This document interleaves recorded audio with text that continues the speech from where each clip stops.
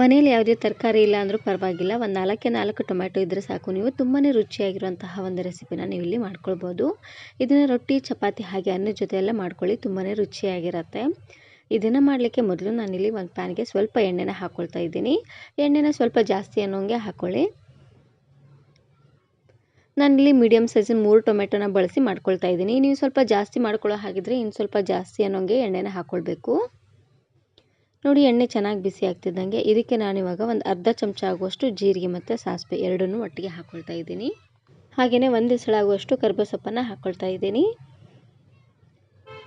ಹಾಗೆಯೇ ಒಂದು ಗೆಡ್ಡೆ ಆಗುವಷ್ಟು ಬೆಳ್ಳುಳ್ಳಿ ಚೆನ್ನಾಗಿ ಜಜ್ಜಿಬಿಟ್ಟು ಹಾಕ್ಕೊಳ್ಳಿ.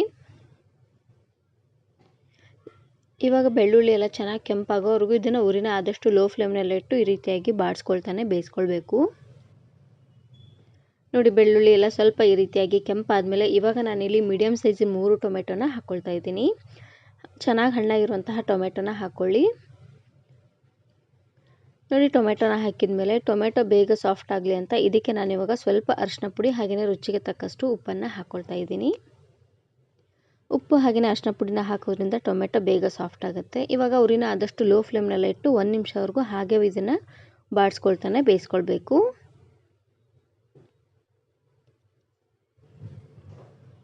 ನೀವು ಮೇಲ್ಗಡೆ ಮುಚ್ಚಳನಾದರೂ ಮುಚ್ಚಿ ಬೇಯಿಸ್ಕೊಳ್ಬೋದು, ಇಲ್ಲಾಂದರೆ ಹಾಗೆ ಈ ರೀತಿಯಾಗಿ ಏನಾದರೂ ಬೇಯಿಸ್ಕೊಳ್ಬೋದು. ಇವಾಗ ನೋಡ್ತಾ ಇರ್ಬೋದು ಟೊಮೆಟೊ ಎಲ್ಲ ಚೆನ್ನಾಗಿ ಸಾಫ್ಟಾಗಿ ಬೆಂದಿದೆ. ಇವಾಗ ನಾನಿಲ್ಲಿ ಸ್ಪೂನಿಂದ ಈ ರೀತಿಯಾಗಿ ಪ್ರೆಸ್ ಮಾಡ್ಕೊಳ್ತಾನೆ ಇದನ್ನು ಸ್ಮ್ಯಾಶ್ ಮಾಡ್ಕೊಳ್ತೀನಿ.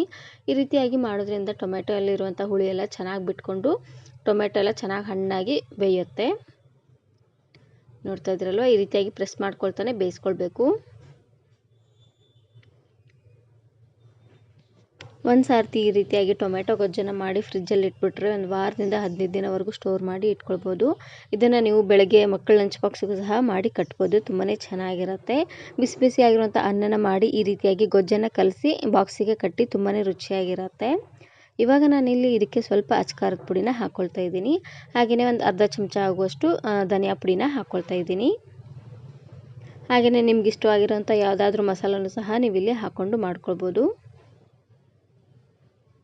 ಖಾರ ಪುಡಿ ಹಾಗೆ ಧನಿಯಾ ಪುಡಿನ ಹಾಕಿದ ಮೇಲೆ ಚೆನ್ನಾಗಿ ರೀತಿಯಾಗಿ ಮಿಕ್ಸ್ ಮಾಡಿಕೊಂಡು ಎಣ್ಣೆ ತೇಲ್ ಬರೋವರೆಗೂ ಇದನ್ನು ಉರಿನ ಆದಷ್ಟು ಲೋ ಫ್ಲೇಮ್ನಲ್ಲೇ ಇಟ್ಟು ಬೇಯಿಸ್ಕೊಳ್ಬೇಕು. ಈ ರೀತಿಯಾಗಿ ಮಾಡೋದ್ರಿಂದ ಚೆನ್ನಾಗಿ ಬೇಯುತ್ತೆ.